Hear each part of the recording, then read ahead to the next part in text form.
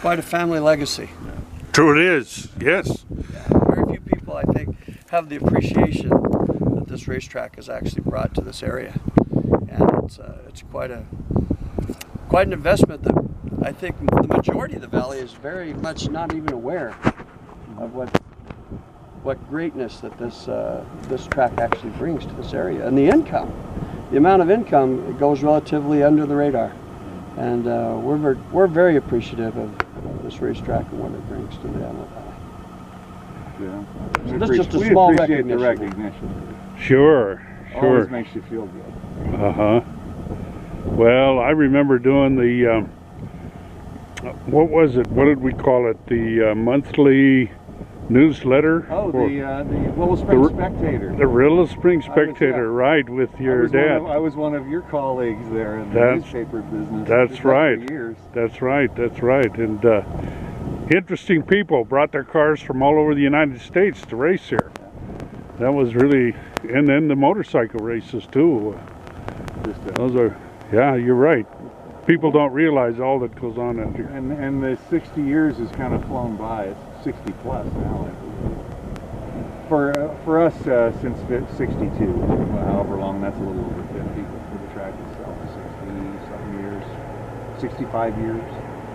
It's a long time. But didn't your uncle, wasn't he instrumental in getting it started? And then your dad came into it with him? No, that was Dad's brother Jerry actually invented that. They were in the muffler business together, and he invented the portable tubing bender, which is what made every muffler shop, including Midas mufflers.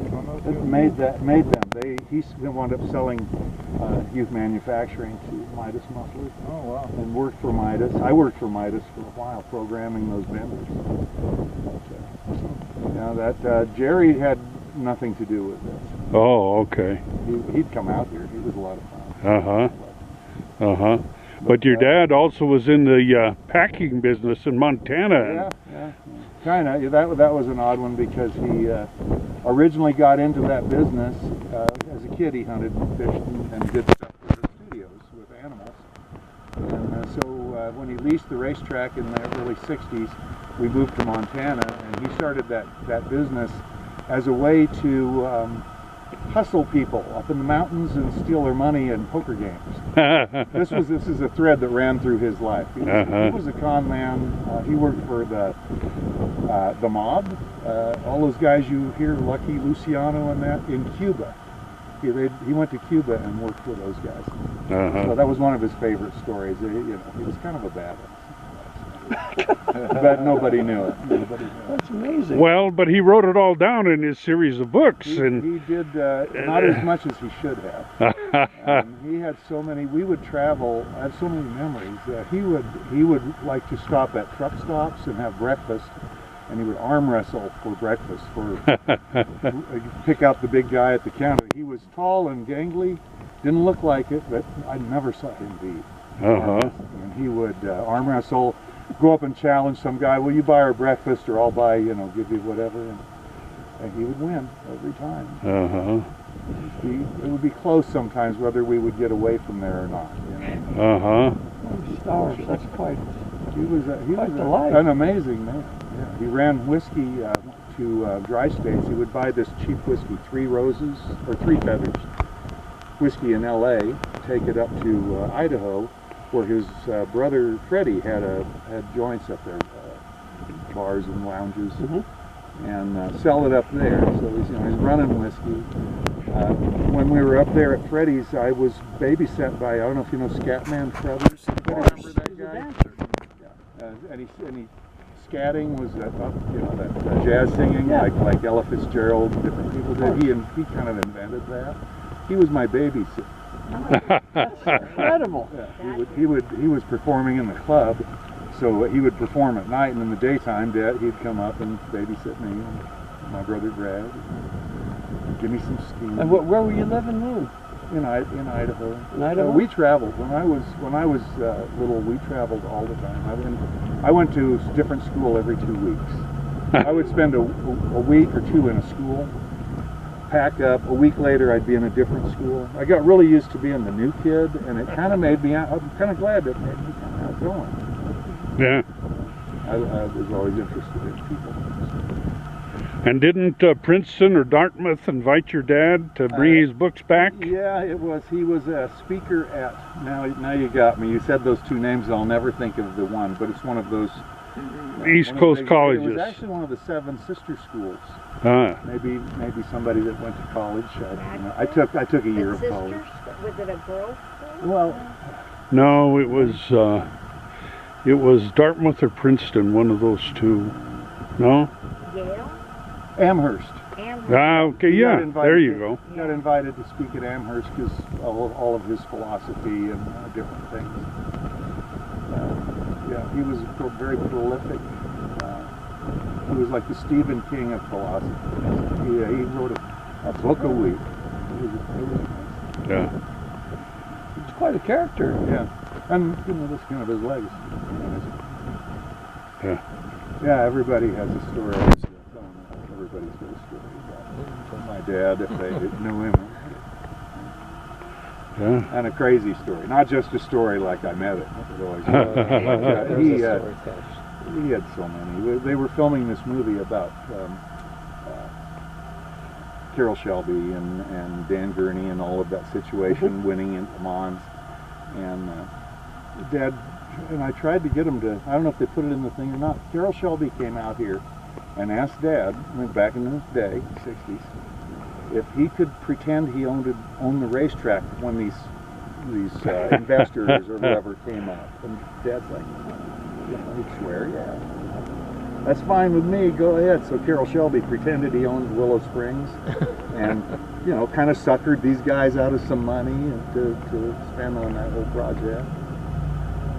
A lot of that going on, a lot of grifting. And then Paul Newman came out and rode around on Dad's grader with him for 3 days when he was doing the Sting. And they became really good friends. He wanted to know about the con and the businesses, and Dad knew all of that stuff. So they became really good friends. He didn't get any credit for that movie. I thought this was better. I know I used to, when I first met you, so much race my motorcycle out here, and your dad goes, my bike, it was a street bike. And he goes, well, you'll lose your insurance if you wreck this thing here. I go, I don't want that to happen. He goes, I'll drag your body to the road out there. if you wreck it, and they'll never know. Yeah. Yeah, that was kind of standard practice in those days. Oh my God. They don't do that. We never could. I mean, it's it's insurance fraud basically. Yeah, people would crash their cars and then just take them somewhere and act like they crashed out there. And always a bad thing. Didn't like that. Fascinating man. Yeah, definitely. Yeah. I wrecked once. We're just at the tip of the iceberg. Oh gosh. The crazy crap that he did. We had a zoo in Montana when I was a little kid, and it was a way of bringing people in, and the families would come in, and the wife and kids would go around the zoo, which my brother and I caught all the animals for the zoo. And Dad would talk the husband into playing a game that he invented called Pharaoh, which he could make you win or make you lose, total control. And he'd get the guy all wound up winning and get him going and then just nail him. And he said if he'd feel bad and give him some of their money back, let him win. I mean, it was just like he was just controlling this whole thing. Your dad was a very smart man. Yeah, he was quite the con man. He had, I remember people, they'd yelled "Red Dog." I was fairly young. I was probably 7 or 8 years old. They would yell "Red Dog" when they were going to get raided, which I thought that was cool as a little kid. Everything "Red Dog." This guy, they grabbed they've got a rigged roulette wheel, and one of the guys grabbed this roulette wheel and they went up in the attic where they kept all the stuff. While they were being raided, the guy stepped off of the thing and fell through the roof down into the middle of everybody with this rigged roulette wheel. Oh my goodness. I gotta ask about your mom. What was she like? She was as straight as could be. She was movie star pretty. Didn't really go along with that, but she could handle all of it. But she wasn't really part of that. Yeah. Maxine kept the family together while Bill made the living. He made the money and she made the home. Yeah, she was very sweet. Wow, that's quite an adventurous upbringing you had. At that zoo, I got bit through the hand by a wolf, and I was trying to teach a rhesus monkey how to play the harmonica, and he bit me in the lip. I got jumped by our coyote. It was just wild. We'd catch snakes at the river. Nice. You have to write a book. Yeah, you know, I probably, maybe I'm the one that's going to have to do Yeah? it. Because I tried to get Dad to do it, but he always wanted to write about his philosophy. I'd buy it. Really changing the world. You know? Yeah. So fascinating. It was right here in our midst. Yeah. I thought about this, what you just mentioned, and realized that I have nobody to ask anymore. Everybody's gone. You know, I'm closing in on 68 years old. My aunts and everybody's, Getting older. everybody's gone. Now I've lost my brother. You don't have to ask. I have just my sister Jamie, who is a good source. Maybe Jamie and Steph and I could get together.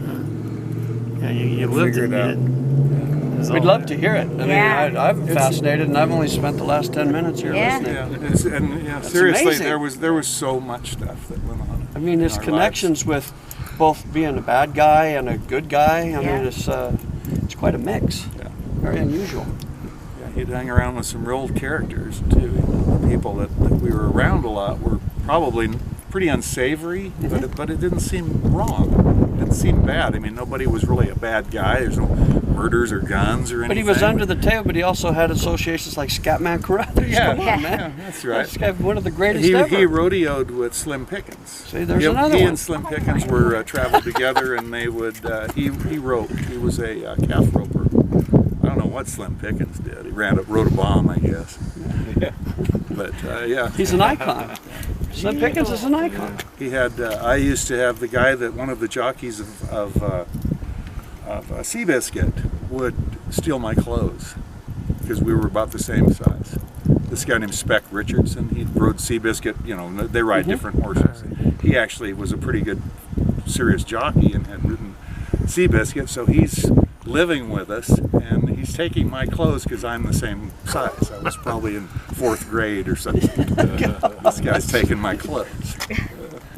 Yeah, you've got lots of very interesting Yeah. stories that people would love to hear, especially because he's local. Yeah, Local people love that. super local. Yeah, Well, behind Nate- the scenes of everyone from, jazz musicians to jockeys. Yeah, to, yes. I mean, there's a little Everybody. bit of everything. It's quite eclectic. Yeah. Well, the people who have been here, just the stars' names alone. This It's place, overwhelming. this part of his life at Willow Springs it was just another chapter. He had a whole thing going on before he ever got to here. That probably would make a book all by itself. And then this place, but incredible. The stuff, just what you Yeah. said. That I always said the best thing about this place was the access I had to Oh yeah. everything. And Danny, is Danny McKeever. here? Yeah. Is he still around? Is he? He's still around. Yeah, he's kind of retired Yeah. out of See, he used to teach the celebrity the training. celebrities Yeah, for training 35 out here. years. and you'd show up during that, and there'd be, it'd be like the Oscars would be parked over here in the shade. Towards the end, in the beginning, it was just like you said, Oscar winners and Yes. fame, rock and roll. And Yeah. then towards the end, it got to be Of course, I got older, and I don't watch the TV Right. and I would call them TV kids. I wouldn't even know who these people were, but they had their people, and they're all Right. famous. Yeah, that was interesting. There was a lot of stuff went on at that point too. Yeah. That was the 80s. And you have some NASCAR connections too. Some of the great NASCAR drivers that are still driving Right. have been out We here. had probably our best was Derek Cope. What's his name? Derek Cope. Am I right? There's too many names. Anyway, he wound up winning. He won Daytona, so he won a race out here when we had the Winston. We didn't run the Winston West when the cigarette companies were still able Right. to do that stuff. We'd never did any cigarette advertising and beer. We did beer, but no cigarette advertising. So when the state decided that they were going around paying people to take down their sponsorships at ballparks and Marlboro, those signs at all the places. So the guy comes here, and I said, "Well, we've never done that. We don't believe in it. We don't even sell cigarettes here, even though everybody smoked. I was smoking, Dad smoked, but it just didn't seem right." So He says, well, that's cool. He gave me $2,000 anyways. Just to make sure. Yeah, just for not smoking. For being honest, yeah. Being honest. Good stuff. The state of California. Yeah. Well, it was a nice thing. I probably would have Yeah. given me more if I should have had a sign up. Yeah. But Great. Well, I you didn't guys think have that was a good idea. A lot of kids. It's a family sport. You know, Yeah. so. Yeah, I can tell a real quick story on your dad too. Sure. He had a, you know, he just mentioned all the movies that were out here. I don't know if you want to record this one. But there was a movie shot here. You probably know this, but it was a Cinemax movie, and he saw the script. It looked everything looked fine. Well, it turned out to not be a little more racier than he had expected. Your dad telling me, he goes, so I went down there and walked in the garage because they're all sitting around shooting. I walk in and I realize it's a different movie than what the script had said. And he goes, and that took me, I mean, I was like stunned. I had to get out of there within 15, 20 minutes. 15, 20 minutes. I had to rush. It was the longest 20 minutes of my life. Oh, man. Yeah, that we have that's gone on here. We don't really do the the actual the hardcore stuff. Right. My question when people want to film stuff and we'll say, is there nudity? And they're like, well, yes. Well, is it like Playboy nudity or? That part we'll kind of go for that. That's okay. It's part of every movie that's ever made. It seems exactly. like. But nothing. Although they did a Playmate thing. Playboy actually came out and did a Playmate thing here once, and they used the tire garage and had the girls somehow on tires. I mean, there was tires in the background. Classy kind of a Playboy thing. The tires were Hoosiers, and Rick was selling Hoosier tires, and the guy from New York, Hoosiers, called up Rick. And he's like, what is this? It said Hoosier tires. You could tell what he was on, what the girl was posing next to. He says, Rick's like, oh man, I'm sorry. And he's like, no, that's okay. That's all right. That was good. Yeah, we got our name out into a national magazine for free. So. Ouch. Yeah. Interesting stuff, man. I had no idea. I didn't know about all this history with your father. Yeah, it's amazing. Pretty amazing stuff. He wrote, we really tried to get him to write stuff down, but he'd get focused on one story and spend all his time on one story, which was cool, but it was one story of a movie. That's incredible. Well, thank you for sharing those with us. Yeah. You're welcome. That's always kind of fun for me. I'm kind of a talker. Well, you have your dad in you.